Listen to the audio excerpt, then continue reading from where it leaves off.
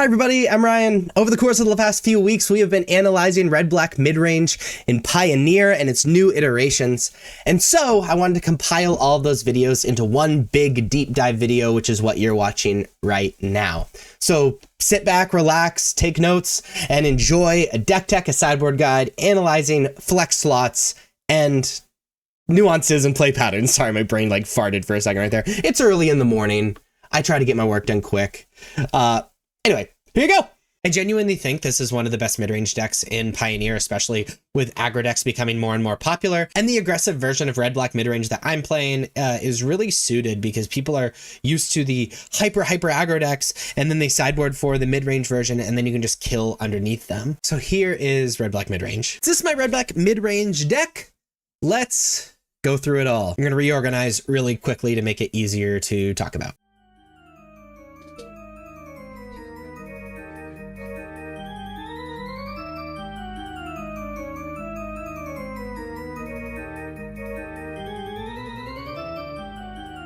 Normal magic things. All right, so I divided them into, I would say like the categories of the deck, but let's talk about the lands first. We really want our lands to come in untapped, so we're playing for Blackcleave Cliffs. Really the only card that we can't play on curve alongside Blackcleave Cliffs is bringing back Kroxa and Archfiend, which is totally fine. That'll come up in so few games. It's playing for Blightstep Pathway, red or black. Again, enter untap is excellent. Same thing with Blood Crypt. We're playing one Haunted Ridge, mostly because it's really important the first few turns of the game things come in untapped. So I'm down on Haunted Ridge at the moment. That might change in the future, but with all these aggro decks running around, we can't have things entering untapped early on. We're playing 2 Hive of the Eye Tyrant. I think it's just better than Den of the Bugbear. 1, because it's black and we are primarily a black deck. And 2 is being able to exile things in the graveyards and having Menace is really good at finishing off. I'm also a big fan of Mutavaults. We're playing 3 Mutavaults just as additional cards that, you know, we can attack with. Playing 3 Sulphurous Springs just as something that unconditionally comes in untapped. 2 Swamps, a Takenuma because it's pretty free, and a single Urborg. This is a mid-range deck, so I divided the deck up into 4 categories: removal spells, hand destruction, card advantage / selection, and then our creatures. And some of these exist in multiple categories, but I put them in their sort of primary spot. So in our removal spell suite, we're playing 4 Fatal Push, just the best removal spell in Pioneer. 1 Torch the Tower, mostly for Phoenix, but also it's decent against aggro decks, you know, just a 1-mana removal spell. And then I split our 2-mana removal spells because each of them have some sort of condition that I'm a little afraid of. Shoot the Sheriff, non-outlaw creature. Powered Kill, non-angel, demon, devil, or dragon creature. This might need to be replaced because of how popular Archfiend of the Dross is and how popular the Angels deck is getting. A Go for the Throat. And then we're playing 2 Bonecrusher Giant. Bonecrusher Giant also exists in the creature side of it as well. But the stomp side, being able to remove something or just go face or hit a planeswalker or something like that, then play a 4/3 is very, very good. That's all pretty face value stuff. As far as hand destruction, we're playing Thoughtseize, just the best hand destruction thing ever printed. You reveal their hand, you get a non-land from it, and they discard, but you lose 2 life. We're playing 1 Duress because hand destruction is getting better and better. Playing main deck hand destruction is excellent. And then we're playing a single Kroxa. We don't get to select what comes out of their hand, but it can come back, and it creates some level of inevitability in the deck, and I think that's really important against these slower decks. The glue that holds the deck together is Fable, which is in our card selection, card advantage kind of thing. It's a threat. It mana ramps if you can attack with that threat by creating a treasure with that 2/2 goblin it makes. You can discard 2 cards and draw that many cards with a 2nd chapter, and then its 3rd chapter, it flips into a reflection, which is frankly a must answer. So it can just kind of drain resources from the opponent while letting you select what cards that you have, and it's just all around excellent. We're playing 1 of Reckoner Bankbuster. I'm a little bit down on Reckoner Bankbuster compared to the other versions of the deck because there are less slower decks to play against, and drawing Reckoner Bankbuster against these like hyper aggressive decks that are floating around is just not good at all. We're playing 3 Graveyard Trespasser.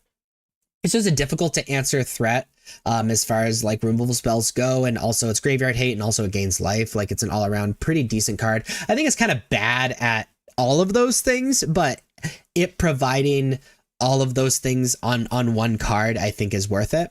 We're playing 3 Inti. I'm such a big fan of Inti. I like Inti a lot. It provides sort of card advantage, so it probably exists in this category a little bit as well. But when I attack, I can discard a card, put a +1/+1 counter on the attacking creature, and it gains trample. And when you discard one or more cards, I can exile the top card of my library and then play it till my end step. So it creates some level of card selection, makes my creatures more aggressive. It also is really good alongside the blood tokens of Blood Tithe Harvester and alongside Fable the Mirror Breaker, as it allows me to do that exile clause. And it's just like a 2-drop. Just having more 2-drops is really good. We're playing 4 Blood Tithe Harvester. Is a 2-mana 3/2. Creates a blood token, and then, you know, it's a removal spell on a stick, where a creature gets -X/-X until end of turn, where X is twice the number of blood tokens you control. If I sacrifice Blood Tithe Harvester, being a removal spell is really good for this side of the deck, but also it's just like an aggressively costed creature, and very often I'm just attacking with Blood Tithe Harvester. And they're playing 4 Archfiend of the Dross. Out goes Shieldred in Archfiend. Archfiend is so good because 1, it's so aggressive. 2, it's really good against other really powerful creatures. It blocks flyers. Archfiend is everything that this deck wants to be. People aren't really drawing cards anymore, except specifically Phoenix. And Archfiend is even great against Phoenix because it dodges Lightning Axe. And so we're on 4 Archfiend of the Dross, very good alongside Inti, very good alongside Reflection of Kiki Jiki. It's just all around excellent. Now, as far as our sideboard goes, Duress 2 through 4 is for decks that we need more hand destruction against non-creature spells against. Same thing with Go Blank. It's just a hand destruction card, but also very good against decks that have graveyards that we're worried about. Playing Extinction Event, which is mostly for mono green, but is just a very good board wipe against most decks. Playing Meat Hut Massacre. There's so many aggressive decks now that we are playing Meat Hut Massacre to be able to just wipe their board and gain a bunch of life in the process, and not being worried about being a certain mana cost like with Extinction Event or Hitotsugu Consumes All. Speaking of Hitotsugu Consumes All, we're playing that mostly for red-black sack because they make a lot of tokens and the oven and whatnot. But also it's very good against the really aggressive deck, specifically red-black aggro, because they're mostly 1-drops. We have to be a little bit more picky with Hitotsugu than we are with Meat Hut Massacre as well. Torch Tower just has another removal spell, also really good against Phoenix. Reckoner Bankbusters for these slower decks so we can draw more cards, and Unlicensed Hearse is our graveyard hate. Let's just get into it. This is pretty close to the stock red-black mid-range list. If you want to learn more about this deck, I did a deck tech for it last week. You should totally check that out. The one big difference is I'm not playing Inti anymore. I think it's just too cute. But that freed up not only spots in the main deck, but spots in the sideboard to get a little bit better. In any case, before we get into how to sideboard against the top 10 decks, I want to talk about the roles of each sideboard card. First off, we have Duress. It's mostly for when there's a lot of non-creatures in your opponent's deck, so things like Control and Combo. Go Blank is good in the same decks that Duress is good against, but also exiling the graveyard is really relevant against Lotus and Phoenix. Extinction Event is mostly for mono green, but is also pretty good against other creature-based decks. Meat Hut Massacre is board wipe against and incremental life gain actually against aggressive decks, but also is pretty good against red-black sack, because when they sacrifice stuff, you gain life. Torch Tower is just another 1-mana removal. The exile clause is very good against Phoenix specifically. Hitotsugu is good against a lot of the same decks Meat Hut Massacre is good against. It's good against these aggressive decks, but also excellent against red-black sack. Damping Sphere is for these combo decks and also mono green. Reckoner Bankbusters for these slow decks when you need that card advantage. And Unlicensed Hearse is our graveyard hate. That being said, the most popular deck in Pioneer at the moment is the Rakdos aggro deck, or Rakdos Fling, or whatever you want to call it. Against this deck, we're bringing in all the removal we possibly can. I even like Extinction Event. Meat Hut Massacre's nuts against it. Hitotsugu's really good against it. And then we're bringing out a lot of our slower stuff. So Reckoner Bankbuster, Croxa doesn't really matter. Kolaghan's Command is just too much mana, frankly. And then we are shaving Hand Destruction, because we want to be spending our mana on things that actually affect the board, gain life, or kill the opponent's stuff. So this high sideboard against the Rakdos aggro deck. The second most popular deck is It Phoenix? We're bringing in our Duresses. Obviously, like hitting Treasure Cruise is nuts. Go blank, it makes them discard, but also keeps them off the Phoenix and the Treasure Cruise. Torch Tower is excellent against Phoenix. I'm a fan of Damping Sphere because they want to be casting multiple spells a turn and that puts stress on their mana. And Unlicensed Hearse is excellent as well. Bonecrusher Giant really only kills Phoenix, and just killing Phoenix is frankly pretty awful. Kroxa helps them in some capacity, which is not great. I don't really care for Kolaghan's Command. I think the Phoenix deck is just a little too fast for us to get too much value off of Kolaghan's Command. Also like shaving the Bankbusters for a similar reason, and then we're shaving some Fatal Pushes. While Fatal Push is pretty good against Ledger Shredder, we don't want to have too much removal in our deck, especially since non-Torch the Tower removal is fundamentally like pretty bad against Phoenix itself. So this high sideboard against It Phoenix? Against Blue-White Control, we are bringing in the Duresses. We're bringing in the Go Blanks, the Reckoner Bankbusters. So these are the obvious cards, and we're going to be bringing out as much removal as we possibly can. Bitter Triumph is actually okay because they play a lot of Planeswalkers. I'd like to also take out these Go for the Throats as well, which means Unlicensed Hearse is fine. Unlicensed Hearse is kind of interesting because it can be a threat in the late game if you like play it on turn 2, but also Unlicensed Hearse is, oh, I put these in the wrong pile. But also Unlicensed Hearse can make it so they can't bring back Memory Deluge, which is pretty powerful actually. So side sideboard against Blue-White Control. The fourth most popular deck is Jund Sack. Against Jund Sack, we're bringing in Mihut Massacre because the triggers on the Mihut Massacre actual enchantment is just so good. Hidetsugu wipes their board, even all the like super scary tokens. That's really all I care about with the deck. Bonecrusher Giant is just simply awful, and I would say that's the only card that's like terrible. So we're gonna cut some Duresses as well. Oh, and I forgot to slap the Reckoner Bankbuster in. Totally my bad. I like shaving a Torch the Tower. I think the Torch Tower can be fine, and this could be like you know, a Go for the Throat or something instead, because Torch Tower can hit a turn 1 cat. I just don't think it is that relevant that often, and very often we don't really want to be sacking something to be able to kill a Mayhem Double or whatever. So this is how I sideboard against Jund Sack. The fifth most popular deck is frankly a pretty rough matchup, is Selesnya Angels.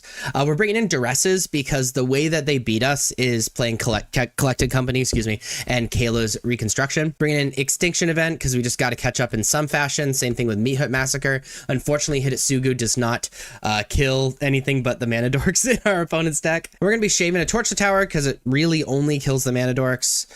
We're going to be cutting Reckoner Bankbuster. The Kolaghan's Command because it doesn't really kill anything. The Bonecrusher Giants because it doesn't really kill anything. And this is how I sideboard against Angels. The sixth most popular deck is the Mirror Match, Rakdos Midrange. We're going to be bringing in the Reckoner Bankbuster and bringing in the Torch the Tower, just additional removal and whatnot. And then we're going to be taking out 2 Duress. Very often this matchup ends up being a top deck war, and we need to win that top deck war. And in a perfect world, we'd also take out the Thoughtseize, but we just don't have enough cards to bring in. And the hand destruction is just so bad in the top deck war. So I sideboard against the Mirror Match. The seventh most popular deck is the Gruul aggro deck, the Atarka Red, whatever you would like to call it. Mihut Massacre is pretty okay. I'm not a fan of Extinction Event against this deck because they have a better mix of 1 and 2 drops, but we like Torch the Tower. We're a fan of Hidetsugu, and just like against Red Black, we're cutting a bunch of our slower cards that don't really affect the board immediately, and we're just shaving a Dress. So this is how I sideboard against Gruul aggro. The eighth most popular deck is Boros Convoke. Against Boros Convoke, we're bringing in Extinction Event or just bringing in all the board wipes. Mihut Massacre, Hidetsugu is particularly good because it also hits the token artifacts. Torch the Tower is excellent as well. And we're bringing out all of this slower stuff like we have a bunch of times before. Kolaghan's Command, Duress. Duress is just awful. And I'm also interested in shaving a Graveyard Trespasser because it doesn't really interact very well. It's just a hard to answer creature. But it's how I sideboard against Boros Convoke. The ninth most popular deck is the Nykthos Ramp deck. Against Nykthos Ramp, we are bringing in Go Blank, Extinction Event. Damping Sphere stops the Nykthos silliness from happening. And Torch the Tower to hit the Mana Dorks, because the Mana Dorks are actually just so relevant. in this matchup. We're bringing out a bunch of the slower stuff. Oops, I hit Kroxa instead as well. I want Kroxa. Kolaghan's Command. I'm not a fan of Bone Crusher Giant. And we're going to shave a Graveyard Trespasser. Graveyard Trespasser can be okay, I suppose. But we want these duresses as well. Whoops, I messed that up a little bit. We want these duresses as well. And we can shave the rest of the Graveyard Trespasser. Graveyard Trespasser is kind of okay because it can take out Storm the Festival in the graveyard after we duress it.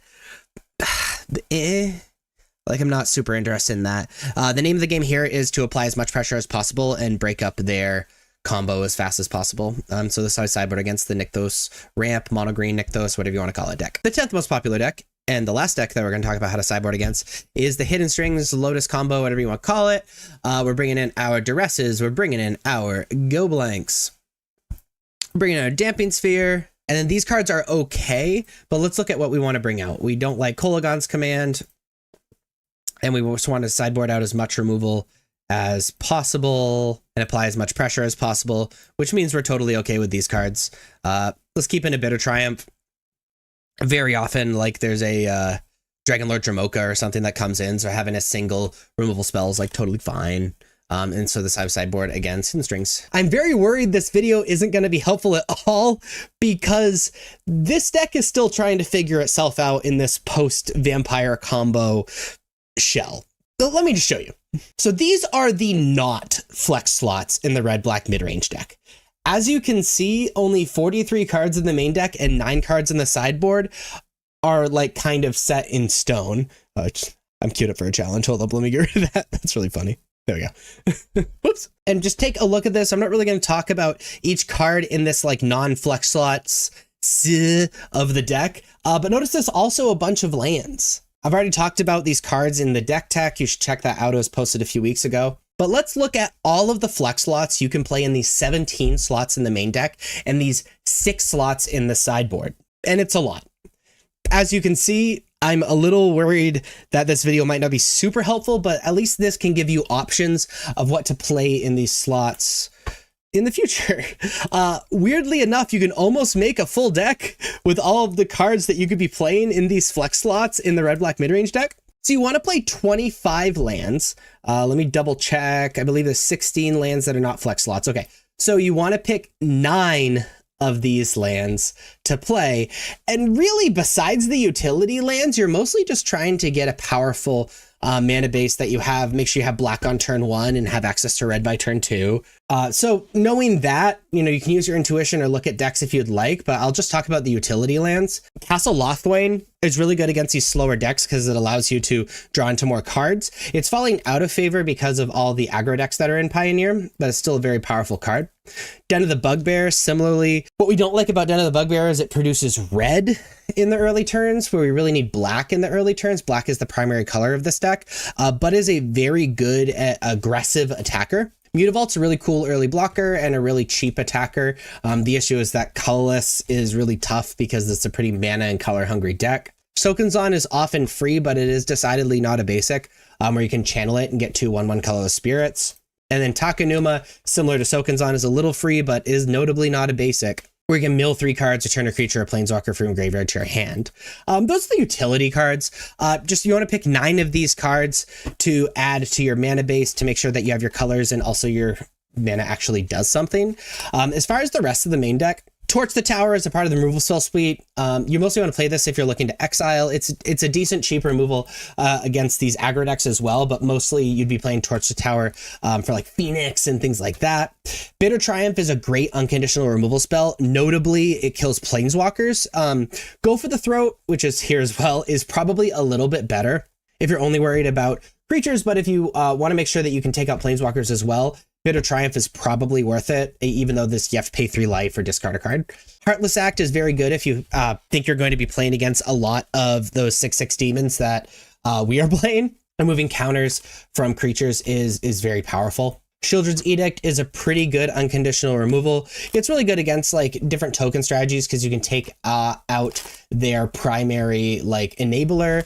It's also like can pretty unconditionally kill planeswalkers as well.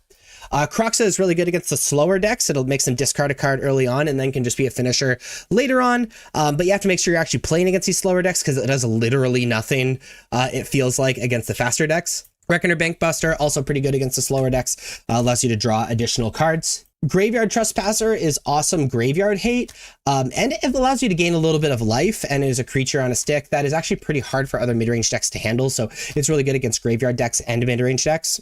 Unstoppable Slasher is kind of the new hotness in this deck. It's a 3-mana 2/3 with Death Touch. It deals combat damage to a player. They lose half their life rounded up. And when Unstoppable Slasher dies, it had no counters on it, return to the battlefield tapped under its owner's control with 2 stun counters on it. So it's a very hard to answer creature. Has Death Touch, so it's really hard to block, especially since it comes back when people block it. And when it deals damage, they lose half their life total. Rounded up. So it can deal an absurd amount of damage if people let it through. And a lot of people are playing up to 4 of these cards in the deck and just jamming in with Unstoppable Slasher, which is pretty sweet. 2 Lilianas in case you're worried about control or the Enmatic deck or something like that. Kolaghan's Command, again, it's a lot of utility, mostly good against the slower decks because you can make them discard, remove something, get a creature from your graveyard to your hand. And Shieldred is slowly getting back into favor against these like up the beanstalk decks and stuff like that, and Treasure Cruise and whatever. Now you're going to be picking 9 of these lands and 8 of these other cards to add to your no flex slots in the deck, which is a lot of decisions to be made, actually. And it's kind of cool that a deck like this has a ton of freedom, frankly. Now, as far as sideboard cards, you're going to want to be picking 6 of these cards. Duress, very good against control and enigmatic and Phoenix and non-creature things that we're worried about. Similarly with Go Blank, the second Go Blank is very good against all of those decks. Any slower deck that you want to mind draw it against, but also attacking the graveyard is powerful.